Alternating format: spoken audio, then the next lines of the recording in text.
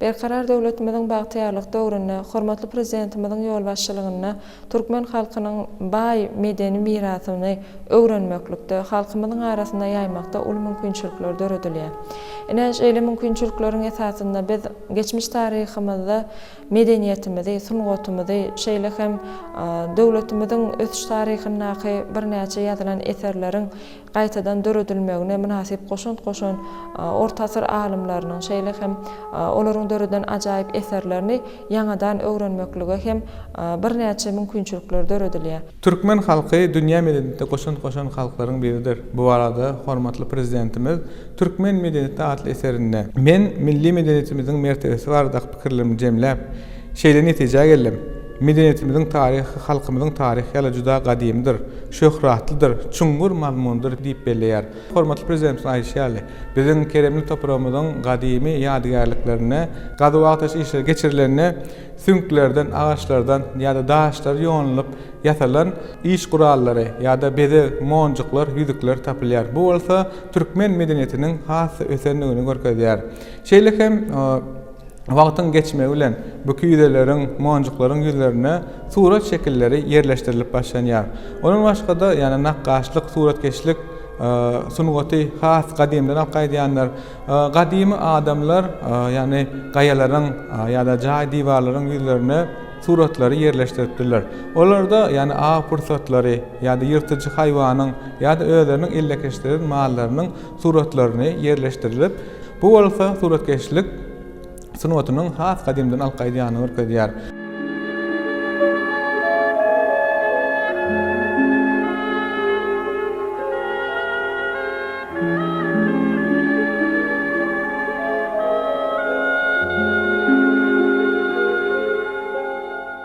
Wagtyň geçmegi bilen, kagazyň ýüze çykmagy bilen, kagazyň ýüzüne suratlar çekilip başlanýar. Ýöne soňky döwürlerde kagazyň ýüze çykmagy bilen kitapxana işi has giň ýaýraýar. Ýani şol döwürmiň, ýani orta asyrlaryň alymlarynyň işlerini ýürütip göçürýän, ýa bolmasa olary bedek işler bilen bedeýän, kitapxana işler bilen meşgullanýan adamlar peýda bolýar. Bu kitapxanalarda esasen başta suratkeşlik işler bilen meşgul bolan inçe sırlar öwredilipdir. Ondan soň bolsa ýani kitapxanalar alınıpdyr. Türkmen halky taryhyň islendik döwrüne hem kitaba uly gadyr, hormat goýan halk. Hormatly prezidentimiziň Türkmenistan Beýik İpek ýolunyň ýüregi diýen ikinji kitabın gadyr gymmat hakyna insan paýhasyny kämilleşdirmekdäki ornu hakyndaky gaty ajaýyp jümleler getirilýär. Hormatly prezidentimiziň eserine şeýle diýilýär: kitap dünýäni açýar. Kitap garanky öýe şem getiren ýalydyr diýmek bilen kitabyň bir adamzadyň dünýä garaýyşyny, giň düşünjeligini artdyrmakdaky ornuna ýokary baha berýär. Taryhda gurulan türkmen döwletleriniň her birine türkmen hökümdarlary tarapyndan köşkün gapdalyna kitapxana diýilip adlandyrylýan döwlet edarasy döredilipdir. Ol kitapxanalar häzirki kitapxanalardan düýpli tapawutlanyp öz döwrüniň sungat mektepleri wezipesini ýerine ýetiripdir. Oňa hökümdar tarapyndan bellenilýän kitapdar diýen adam ýol başçylyk edipdir.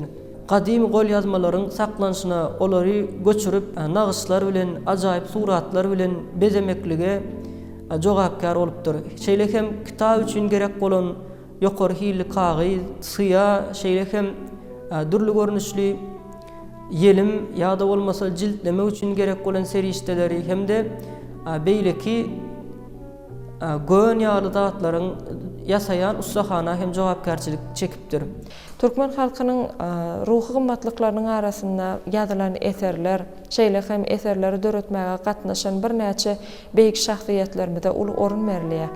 Şeýle şahsiýetlerimiziň taryhda tutýan orny olaryň döreden döwletleriniň dolandyrış ulgamyna münasip çeken dähmetlerini bitiren işleri bilen ölçünýär. Şahyrçylyk mektebi bilen ýa bolmasa da sultanlyk bilen ýa bolmasa da umuman aýdanda eser döretmek bilen, eseriň dürli ugurlaryny ýerine ýetirmek bilen özleriniň ad-awraýyny münasip ýyzgallaran ýa-da şeýle beýik işlere münasip goşun ýaşlarymyza görelen usga bolup işleri yerine getiren beýik şahsiýetlerimiz bar. Şeýle şahsiýetlerimizden biri hem ýagny belli suratkeş Kemaleddin Begzadadyr. Günnogor akıllary Kemaleddin Begzat barada yüzün gowrak ilmi işler ýazypdyr. Özüm dürlü dille, Türkmen, Özbek, Täjik, Fars diline, hatta İngiliz diline de köp iş eden Robinson diýen awtor. Orta Aziýanyň awtorlary bolsa Dotkuzoýewa, Musulmankulowa, Pugachenkova, Semyonov, Türkmen alimlerden bolsa Annorazov, Bayramov, Almamedov, miniatüranyň mektepleri barada kitap çıkarılıpdyr. Miniatüranyň tarihi diýerler o kitabyň adyna. O kitap bolsa oku gollanma hökümünde çıkarılıpdyr. Hem Çeperçilik Akademiyada hem şol kitap okudylýar. Begzat barada aýdamada doğrudan ol asly Hıratda doğulan ýöne asly ol Deşti Kefir arasynda doğupdyr diýerler. Sondan soň onuň şolaň maşgylasy Kukistandan Horosona gelýärler. Ana Horosonda hem Şokarat, Merv şäherler bu alimleri terbiýeleýän, alimleri ýokary derece galdyrýan, alimleri bile sowgat berýän yerler hasaplanýar, şäherler.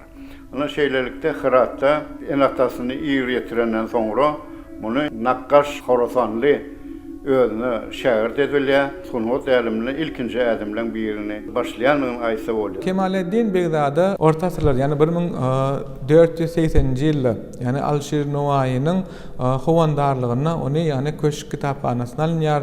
Alşir Nowaýy şol döwürlerde, yani Sultan Seýin Baýkyranyň köşkünde esasy yani veziri olup, ol şol döwürlerde sungat bilen meşgullanýan, ilim bilen meşgullanýan ýaşlary howandarlyk edip köşke çekipdirler diýerler. Ýöne Kemaleddin Begzada barada bir näçe orta asyr alimleri ýazypdyrlar. Olar yani Kazy Ahmet, onuň şagirdi Alimirek, şeýle hem Magollar döwletiniň hökümdary Sultan Baburyň, yani Baburname eserlerine Kemaleddin Begzada barada köp maglumatlar galypdyr.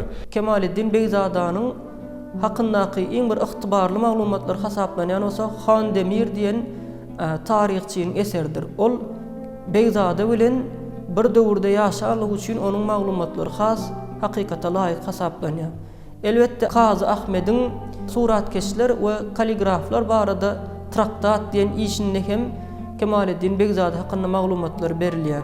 Elbette soňky döwrüň alimleri hem günnogonyň suratkeşlik sunuwaty bilen gyzyklanýan Ýewropaly alimler hem Amerikaly alimler hem Russiýaly alimler, Orta Aziýaly alimler hem köp işler bitirdiler. Olaryň hataryna meşhur sunuwaty öwrenji akademik Galina Anatoliýevna Pugachenkowany bellemek mümkin. Şeýle hem Türkmen alimleri, Özbek alimler, Täjik alimler öz işlerini Kemaleddin Begzada we onuň ilmi hem de döredýüjülük mirasy bilen baglanyşykly maglumatlar berýärler.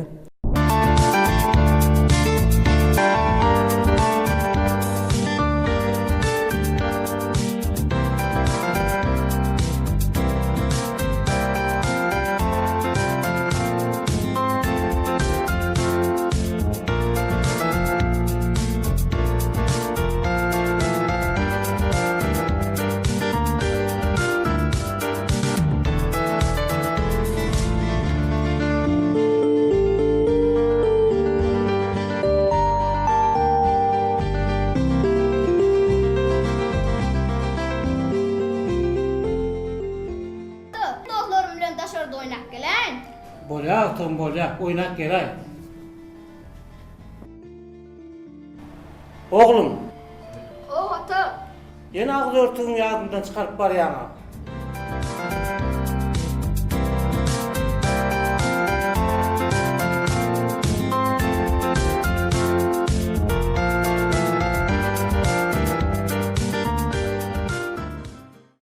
Bilişime diýäli orta asyrlarda döwlet dolandyryş ulgamynyň gapdaly bilen şol döwre degişli bolan, ondan öňkü döwürlere degişli bolan alymlaryň, ýazarlaryň işleri saklanýan eken. Ene şol alymlaryň, ýazarlaryň işlerini saklaýan kitapxanalarda diňe bir kitapxanalary ýazyjylar bilen üçin etmek bilen çäklenmän, eýsem kitapxanalara ýörüýtü paçalar tarapyndan bellenýän kitapdarlar, ýagny ýolbaşçylar hem saýlanypdyr. Ýolbaşçynyň esasy wezipesi kitapxana taýlanýan her bir adamyň, ýagny olar ilkinji nowatda Gunnogorun beýik söz saatlarynyň eserlerini ýazga geçirmeli, göçürmeli bolupdyrlar, gol ýazmalaryny.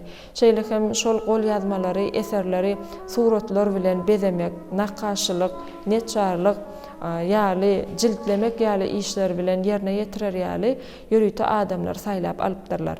Ine Kemaleddin Begzady hem Sultan Hüseyin Baykaranyň kitapxanasynda suratkeş bolup işläp başlaýar. Soňra onuň öz hakyky şahsy suratkeşi bolup işläpdir. Eýem şu ýerde ol köp tejribe toplapdyr. Hem suratkeşiň mundan beýleki gazanjak üstünliklerini uly badalga alypdyr. Kemaleddin Begzadynyň ýerine ýetiren işleriniň agla we bölegini bir esasy durmuşy hakykat janlanypdyr.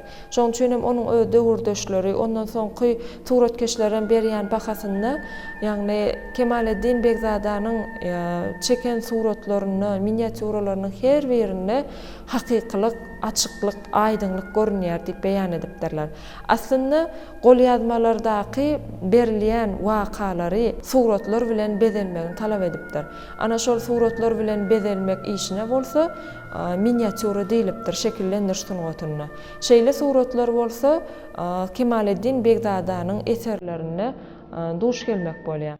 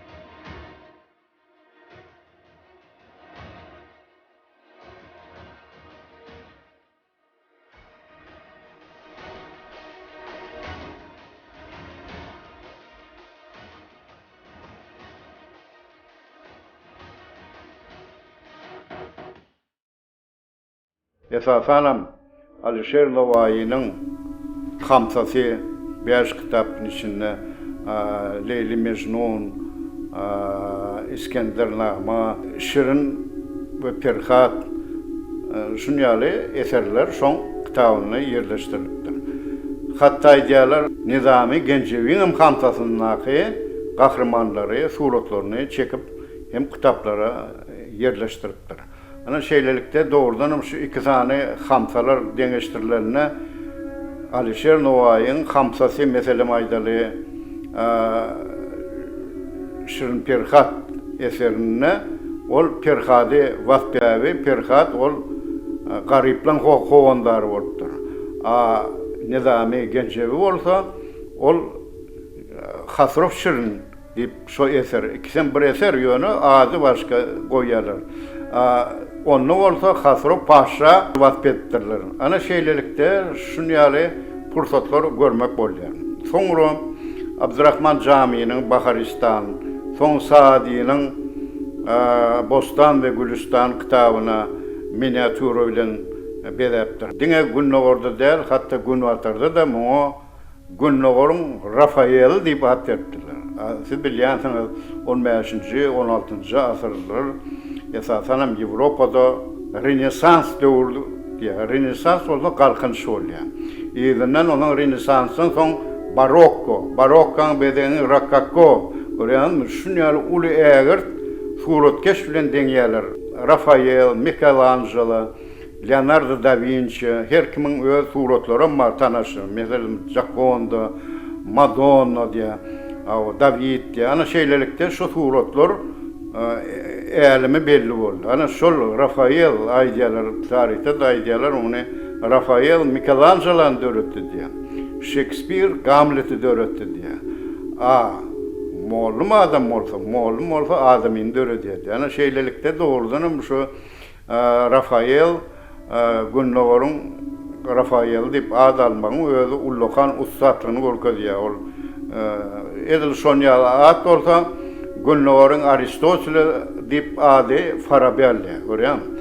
Ana şeylelikte yukarı değil. Onu doğrudan yüzün oğra kitaplar yazıptır, özüm suratlarım kən çekiptir. Begzadanyň döwürdeşleri şeýle rowayaty ýazyw çeşmelerinde misal getiripdirler. Bir gün Mir Alşir Nowaý özüniň egindeşleri bilen mejlis geçirýärkä Kemaleddin Begzada özüniň ýaňy taýylan ajaýyp suratyny getiripdir. Näşonna şol getirilen suraty Mir Alşir Nowaýynyň öňüne goýup oňa bagyşlanlygyny aýdypdyr. Mir Alşir Nowaý suraty synanyna onna gül-gülzarlyga beslenip duran ajaýyp bir bağ, ajaýyp gülleri, onda da her tüýsli kuşlar saýraşyp duran şekilleri bağın ortasynda bolsa, eýem şol wagtlar gojalan Alşir Nowaýynyň öz hasasyna söýenip duruşy. Hem de onun öňünde halka paýlamaga niýetlenen içi altyn kümüşli gaplar yerleşdirilipdir. Näşonna Mir Alşir Nowaý suraty synlap onuň altyn sow, ýaşyl, şeýlehem gyzyl, sary, öwüşkün renklerini synlap bir şahta açylyp bu eser ajaýyp diýip aýdypdyr. Egindeşleriniň biri şol suratdaky gülleriň birini alyp goparyp sellame da kasym geldi diýip täsirini aýdypdyr. Onuň gapdandaky egindeşi bolsa menem şeýitmek ýüregime düwdüm welin, men elimiz adamda onda kuşlar uçar diýip saklandym diýip aýdypdyr. Onuň gapdandaky bir egindeşi bolsa men bu ajaýyp sunat eserini synlap dymmaly diýip netije geldim. Çünki eger ümsümligi bossam Mir Alşir Nowaýynyň gaharlanmagy mümkin diýip aýdypdyr. Näşonna Mir Alşir Nowaý bilen mudama degişip gülüşip ýören onuň egindeşleriniň biri degişme aýdypdyr. Eger edepsizlik bolmadyk bolsa-da onda men şu suratdaky Nowaýynyň hasasy bilen sen kelläňe urardym diýip aýdypdyr. Hemde töwerekdäkiler güldüripdir. Näşonda diýär Mir Alşir Nowaý şeýle diýipdir: eger şu ýanky soňky degişme bolmadyk bolsa men şol gaplardaky altyn pullary siziň üstüňizden seçeýin diýip durdum diýip ol hem degişmeň üstüne ýetiripdir. Näşeýleräk bir ajaýyp sungat eserine şol döwürdeşleri ýokary baha beripdir. Şondan soň Alşir Nowaý Begzada bir bedew aty sowgat beripdir hem degindeşlerine osa halat serpa ýapypdyr. Miniaturalar özlerinin beýleki suratlardan aýratynlyklar bilen tapawutlanypdyr. Ilkinji nowatda Günnoğur suratkeşleriniň işlerine aýratynlyklar bilen tanyş bolsak, bular esasan surat çekerlerine bir aýratynlyklara üns beripdirler. Ýagny günüň ýa-da kölegäniň ýagtylygyň düşýän ýerlerini görkezmän çekmek başarypdyrlar. Hemem suratkeş bir zadyň şekilini çekenini esasy dikligine ýerleşdiripdir. Hemem şol surat çekilen wagtynda şol şekiliň goloýundaky zatlar aşagyna, daşlygyna ýerleşen zatlar bolsa ýokarsyna şekillendirilipdir. Bulam elbetde ustatlygy talap edipdir. Hemem şol surat çekilen wagtynda aňladylýan şekiliň arka tarapyna, hemem öň tarapynaky şekiller deň ölçekli bolmaly bolupdyr. Bu elbetde Günnoğur'un suratkeşleriniň öz bolşly bir pikir ýöretmelerine esaslanypdyr. Şonuň üçin hem suratkeşligiň bir iňçe täýärlerini Kemaleddin Begzat has iňçe täýärlerini ýaşlykdan el almagy başarypdyr. Netijede Günnoğur suratkeşleriniň suratlarynyň aýratyrlygy, özüniň göze gelýänligi, şeýle hem bir ulanýan renkleriniň adamlaryň gözüne ýakynlygy bilen tapawutlanypdyr. Şonuň üçin hem giň baý mazmuny eýe bolan suratlar göreni haýrana goýupdyr. Olarda ruhy dünýäsinde bir täze joşguny döredipdir. Netijede Kemaleddin Begzada hem şu Günnoğur öwrenji alimlaryň işlerine belenşine göre hataky Pukachenkowanyň berýän maglumatlaryna göre Kemaleddin Begzadanyň döreden eserleriniň entek şeýle beýik derejäge ýeten suratkeşleriň ýoklugyny görkezýär. Sebäbi islenlik bir suraty düşünmeýän adamam onuň çeken suratlaryny syýlanyna şeýle gözelişi ýerine ýetirip bilipdirler diýip sözleri aýdan adamlaryň barlygyna gawat gelýär. Ine Kemaleddin Begzadanyň ýaşlyk ýyllary netijede Hıratda geçýär. Özüm Hırady 1510-njy ýyllara çelli, ýagny Özbek hany Şeýbany han basyp alýança şol ýerde ýaşap öz mektebini döredýär. Hıratda bir näçe sungat eserlerini döredipdir. Elbetde şeýle sungat eserlerinden sanap geçsek, Ýolbors, Xiwa galasynyň gawawy, Söwüş, meçidin gurulşugy, şeýle-de Paça, Dari we Çopanlar, Mejnun we Leyli çöllü, Heýle hem Sultan Hüseýiniň portreti, Şeýbany hanyň portreti diýip adlandyrylýan bir näçe sungat eserlerini döredipdir. Sungat eserlerinin içinde Şeýbany hanyň sungat eseri 1507-nji ýylda çekilip, ol ören ustatlyk bilen ýerine ýetirilipdir. Indi biz şu ýerde ýene bir zady bellemeli, Şeýbany han 1507-nji ýyl hatda 10-njy ýyla çelli Hıratda ýaşaýar. Ine ol Hıratda ýaşan döwründe ilkinji bolup suratkeşlik mektebiniň esasyny düzen Kemaleddin Begzada öz mektebini döredýär. Şu mektepde hem ilkinji şagirdleriň biri Kasım Ali diýip hasaplanýar. Kasım Ali ol Kemaleddin Begzadanyň iňçi tärimlerini öwrenýär, hemem Hıratdaky ustahanasyny işläpdir. Soňra bolsa 16-njy asyryň 20-nji ýyllaryna Takmasybyň sungat mektebine gidip şol ýerde öz kesipkärini dowam etdirýär. 1510-njy ýylda bolsa Merwiň etegine talhatanmagy söwüşi bolýar. Şu talhatanmagy söwüşinde ýagny bilişime diýäli Kemaleddin Begzadyň ustatlyk bilen ýerine ýetiren portreti, ýagny Şeýbany hany surat çekip 1510-njy ýylda Şeýbany han bilen Sefi döwletiniň şahy Şah Ismaýlyň arasynda 1510-njy ýylda talhatanmagy söwüşi bolýar. Şu söwüşde Şah Ismaýl ýeňiş gadanýar we ol Şeýbany hanyň belli suratkeşi, ýagny Kemaleddin Begzadany töwrüde alyp gaýdýar. Ana şeýlelikde Kemaleddin Begzad hem onu gorýa sebäbi Şah Ismaýl hem Uzyn Hasanyň agtygy bolan soň Türkmen döwletini döredip onuň şo taýda da Türkmen oğullardan üýşürip Sungota hem ünsüripdir. Sungota Türkmen döwletiniň içinde ýene de bir aýdaly Garagoýunly, Akgoýunly Türkmen döwletiniň miniatüri mektebi, Seljuk miniatüri mektebleri bady. Ana şeýlelikde 1465-nji ýyldan 1490-njy ýyla çenni hatda Garagoýunlyň iň soňky şahzadasy Pirkudok barady Bagdatda Türkmen mektebi, miniatüri mektebi açan barada Robinsonyň işi bar.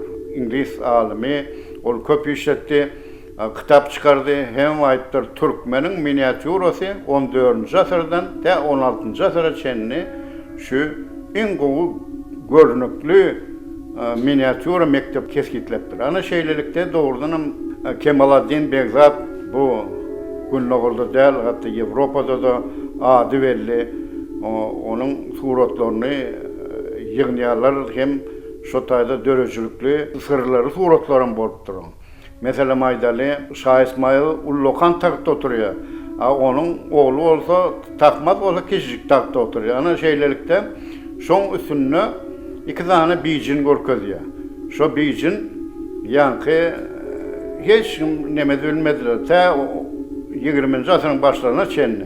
Ben näme üçin Begzad şo ýokarsyny iki tane maýmyn ýa-da bijini suratyny çekipdir diýseler, onuň ankladylar bu tarih bilen baglanşykly. Sebäbi Şah Ismaýl bijin ýylda dogulan bolsa, bijin ýylda bolsa ol takdy öz oğluny takmada geçiripdir. Ana şeýlelikde töwrüden soň takmak alandan soňra ol paýtagtyna mütkezýär. Paýtagtyny ol takmaz Kazwini geçirýär.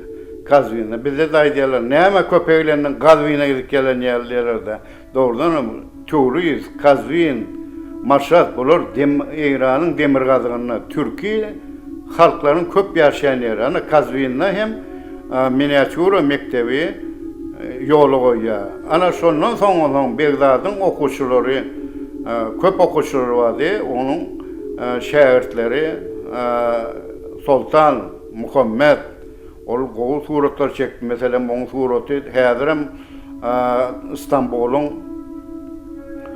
Topkapı Sarayı Muzeyi'nde saklanýar Sultan Sancar ve Kempir dip bir suraty var. Ana şolum Yankı Sultan Muhammed Sultan'ın suraty dip batyrýar. Soň Ağa Mirak okuwçysy bolupdyr. Olam bir şäherdiň biri. Ali Kasım dip şäherdi bolup, olam Ullokan suratçy. Mir Ali olam Ullokan suratçy bolupdyr.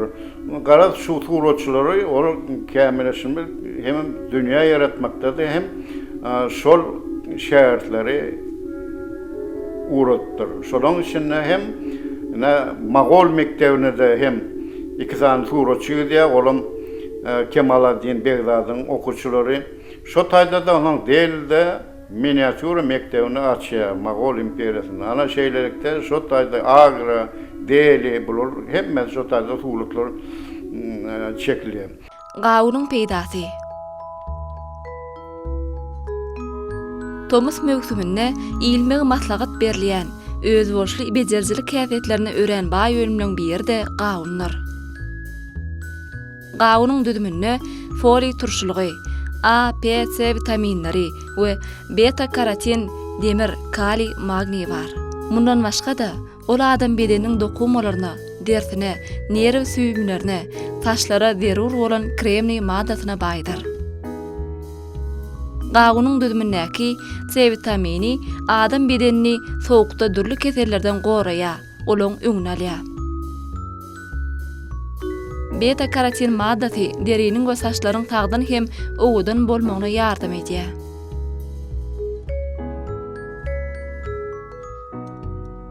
Türkmen güneşiniň nuruna bişip ýetişen meweler, gök we bakça ölümleri lezzetlidir we şipalydyr. Kemaleddin Begzadanyň döwrüne, ýagny musulman gündogaryna bir şekillendiriş sunwatynyň ösen döwri hökmünde häsiýetlendirilýär. Çünki musulman binagarçylygyny şekillendiriş sunwatynda jany zatlaryň suratyny çekmek, heykel ýasamak ilki başda goldanylmagydyr. Emma wagtyň geçmegi bilen ajaýyp söz ustatlarynyň eserlerindäki meşhur Mir Alşir Navaýynyň Hamsa, ýagny 5 eser kitabyny şu mazmunyna görä suratlar çekip bezemeklik ýoň bolýar. Ene muny hem miniatura diýip adlandyrýarlar. Ýagny miniatura sözüniň özüni alymlar Latin diliniň minium, ýagny bir wagtlar gadim Rimlerde kitaplary bezemek dulandan gyzyl reňkiň ady boýunça şeýle adlandyrypdyrlar. Miniatura suratlary öz boluşdy bolup, olar kiçik öwrümli hemde olardaky renkler köplenç has ýaky renkler ulanylypdyr. Hemde şol suratlar tekiz esasda yerleşdirilip, onda kölege düşýän, ýaktylyk düşýän yerleri görkezilmändir. Uzakdaky şekiller ýokarda, ýakyndaky şekiller bolsa aşagda görkezilip, üstesine ikisiniň hem ölçegleri deň bolupdyr. Munyň özü şeýle bir usuliyet hökmünde, ýani miniatura mektebi hökmünde soňky nesiller tarapyndan hem kämilleşdirilipdir.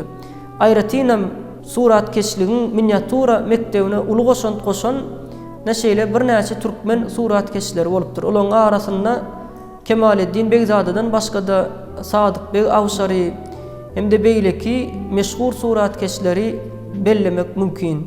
Şeýle hem Kemaleddin Begzadanyň taryhyna uly ýyz galyran şahsiýetdigini belli tarihçi alimler bellek geçýär. Handemir'in aýtmagyna görä, onuň döreden eserleri älemiň ähli suratkeşleriniň eserlerini ýoga çykarýar we onuň gaýtalanmajak genisi adamzadyň ähli suratkeşleriniň suratlarynyň hemmesiniň üstüne atanyk çekýär diýip bellek geçipdir.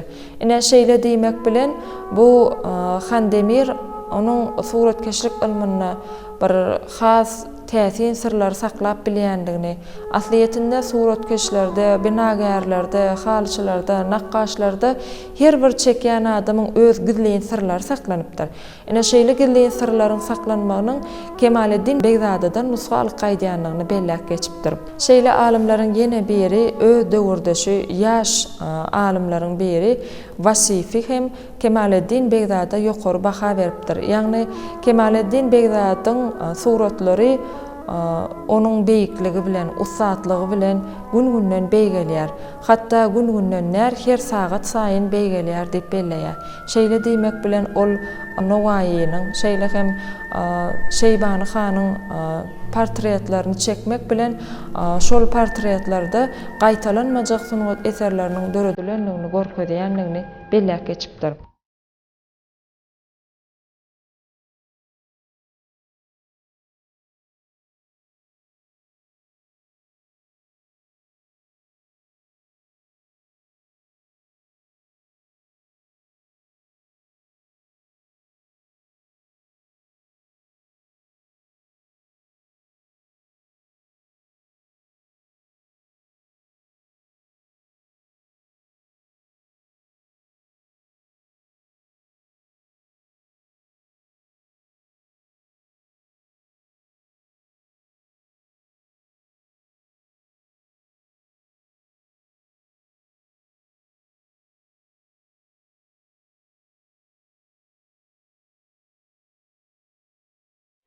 Biz aýratyn bir zady bellemeli. Kemaleddin Begzadanyň işlerine salgylanmak bilen, onun eserlerini, miniatüralaryny seyretmek bilen islenlik bir adama tarihi pursaty söz açmagy mümkinçilik döreýär. Şeýle eserleri, tarihi wakalary döredip bilýän alymyň özü, suratkeşiň özü hem ol bir wagtda bir wakany hem çekip hem yerine yetirip hem gözü bilen gören adam şekilini yerine yetirip bilmäge uly usatlyklary talap edipdir. Şeýle usatlyklaryň ählisi bolsa Kemaleddin Begzadada jemlenipdir. Ine ömrüniň ahyrynda hem Kemaleddin Begzadanyň şägirdleri, onuň döreden mektebinden çykan bir näçe okuwçylary onuň ýoluna eýerip özüniň suratkeşlik mektebindäki goýan ýylyny dowam etdiripdirler. Bu elbetde Töwriz mektebi 16-njy ýa 17-nji asyrda ýapylypdyr. Ýöne ondan soňraky işler Tahmaspdan soňky Abbasyň döwrüne hem dowam etdirilipdir. Elbetde bu işleriň dowam etdirilmegi suratkeşiň işine, özüniň öwrenen ilmine ýokary baha berilýänliginiň alamaty. Kemaleddin Begzada 1535-nji ýa-da 1536-njy ýyllar aradan çykýar. Onuň jaýlynyň ýeri bilen baglanşykly hem iki sany garaýyş bar. Alimlaryň käbiri ony Töwriz şäherine jaýlanypdyr diýip tasdiklasa, beýleki bir alimler ony dogdup mekany Hiratda jaýlanan diýip belleýärler. Umman Kemaleddin Begzadanyň döredüýçilik mirasy, onuň şeýle bir türkmen suratkeşlik mektebine, umumy adamzat gymmatlyklaryna goşan-goşantlary tutuş dünýäde bir ikrar edilen gymmatlyklar hasaplanýar. Şeýle şahsiýetleri öwrenmäge, taryhda uly işler bitiren pederlerimiziň döredüýçiligini hemde ömür beýanyny ilmi esasda öwrenip halk köpçüligine ýetirmäge döredip berýän giň mümkinçilikler üçin hormatly prezidentimize köp sag bolsun aýdýaryn. Gahrman arkadamyzyň jany sag, belent başy aman bolsun. Kemaleddin Begzada özüniň döwrüne, ýani tebigatdan alynýan renkler bilen hassa suratlary öwüşgün beripdir diýip aýdylýar. Surat sungatyna goşan şahsiýetleri öwrenmäne giň mümkinçilik açyp berýän hormatly prezidentimize sag bolsun aýdýan. Hormatly prezidentimiziň jany sag, ömrü uzak, başydyk bolsun. Akyllarlary, günnogor usatlary öwrenmäge ulu mümkinçilik berýän hormatly prezidentimize ullokan sag bolsun aýdýaryn, jany sag bolsun, tutýan tutumly işleri rogaç bolsun. Biziň türkmen taryhymyzy öwrenmekde hem eserleri ýazylan wagtynda şu eserlerdäki berilýän wakalaryň temasyna laýyklap miniatüralary döretmeklik elbetde okuyjuynyň göze geliciligini ýa-da okap oturan wakasyna gowy düşünmekligine ýakyndan ýardam berýär. Şoň üçin hem surat bilen bezemek hem taryhda açyk görkezýär. Hem okuyjuynyň bir okuyan wakasyny üst çekýär. Netijede miniatura ilminiň ösmegi, suratkeşlik ilminiň ösmegi, hatda halipa şägirtlik ýolunyň ösmegi has ilki döwürlerden gözbaşaryk gaýdypdyr. Biziň häzirki alimlerimiz hem özleriniň suratkeşlik ilmine Kemaleddin Begdadanyň döreden eserlerine ýüzlenip, onuň öwrenden şägirtlerine öwreden zatlaryny öz muallimlerine, ýaşlaryna öwretmäge çalışýarlar.